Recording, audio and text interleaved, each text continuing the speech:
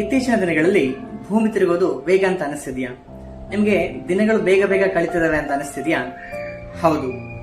2025ರಲ್ಲಿ ನಿರ್ದಿಷ್ಟವಾಗಿ ಜುಲೈ ಮತ್ತು ಆಗಸ್ಟ್ ನಲ್ಲಿ ಭೂಮಿಯ ತಿರುಗುವಿಕೆಯ ವೇಗದಲ್ಲಿ ಬದಲಾವಣೆಗಳನ್ನ ನಿರೀಕ್ಷಿಸಲಾಗಿದೆ. ಚಂದ್ರನ ಸ್ಥಾನ ಮತ್ತು ಇತರ ಅಂಶಗಳಿಂದ ಉಂಟಾಗುವ ಈ ಬದಲಾವಣೆಗಳು ಕೆಲವು ದಿನಗಳು ಪ್ರಮಾಣಿತ 24 ಗಂಟೆಗಳಿಗಿಂತ ಸ್ವಲ್ಪ ಕಡಿಮೆ ಇರುತ್ತದೆ. ಈ ಬದಲಾವಣೆಗಳು ಚಿಕ್ಕದಾಗಿದ್ದರೂ ಸಮಯ ಪಾಲನೆ ಮತ್ತು ವೈಜ್ಞಾನಿಕ ಅಳತೆಗಳಿಗೆ ಅವು ಗಮನಾರ್ಹವಾಗಿವೆ. ಜುಲೈ 9, 2025ರಂದು ಭೂಮಿಯು ಸಾಮಾನ್ಯಕ್ಕಿಂತ ಸ್ವಲ್ಪ ವೇಗವಾಗಿ ತಿರುಗಿತು. ಇದು ದಿನವನ್ನು ಪ್ರಮಾಣಿತ 24 ಗಂಟೆಗಳಿಗಿಂತ 1.3 ರಿಂದ 1.6 ಮಿಲಿ ಸೆಕೆಂಡ್ಗಳಷ್ಟು ಕಡಿಮೆ ಮಾಡಲು ಸಾಕಾಗಿತ್ತು. ಅದು ಅಷ್ಟು ದೊಡ್ಡದಾಗಿ ಕಾಣದೇ ಇರಬಹುದು, ಆದರೆ ಆಧುನಿಕ ದಾಖಲೆಗಳು ಪ್ರಾರಂಭವಾದಾಗಿನಿಂದ ಇದು ಅತ್ಯಂತ ಕಡಿಮೆಯ ದಿನವಾಗಿತ್ತು. ವಿಜ್ಞಾನಿಗಳು ಇದು ಒಂದೇ ಬಾರಿಯೂ ಅಲ್ಲ, ಈ ಬೇಸಿಗೆಯಲ್ಲಿ ಜುಲೈ 22 ಮತ್ತು ಆಗಸ್ಟ್ 5ರಂದು ಇನ್ನೂ 2 ದಿನಗಳು ಈ ಕಡಿಮೆ ದಿನಗಳನ್ನ ನಿರೀಕ್ಷಿಸುತ್ತಾರೆ.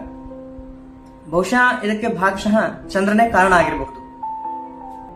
ಭೂಮಿಯು ಸಂಪೂರ್ಣವಾಗಿ ಸ್ಥಿರವಾದ ವೇಗದಲ್ಲಿ ತಿರುಗುವುದಿಲ್ಲ.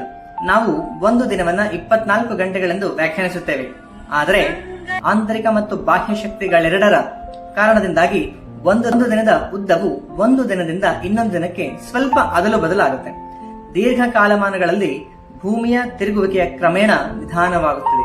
ಇದಕ್ಕೆ ಮುಖ್ಯ ಕಾರಣ ಚಂದ್ರನ ಉಬ್ಬರವಿಳಿತದ ಘರ್ಷಣೆ. ಹೌದು, ಚಂದ್ರನ ಗುರುತ್ವಾಕರ್ಷಣೆಯ ಭೂಮಿಯ ಸಾಗರಗಳನ್ನು ಎಳೆಯುತ್ತದೆ.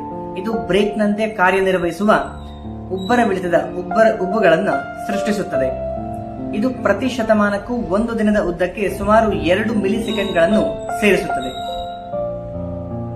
ಆದರೆ ಕಡಿಮೆ ಕಾಲಮಾನಗಳಲ್ಲಿ ದಿನಗಳಿಂದ ತಿಂಗಳುಗಳವರೆಗೆ ಭೂಮಿಯ ತಿರುಗುವಿಕೆಯು ವಾಸ್ತವವಾಗಿ ವೇಗಗೊಳ್ಳಬಹುದು ಮತ್ತು ಅದು ಜುಲೈ 9ರಂದು ಸಂಭವಿಸಿತು ಮತ್ತು ಜುಲೈ 22 ಮತ್ತು ಆಗಸ್ಟ್ 5ರಂದು ಸಹ ಸಂಭವಿಸುತ್ತದೆ.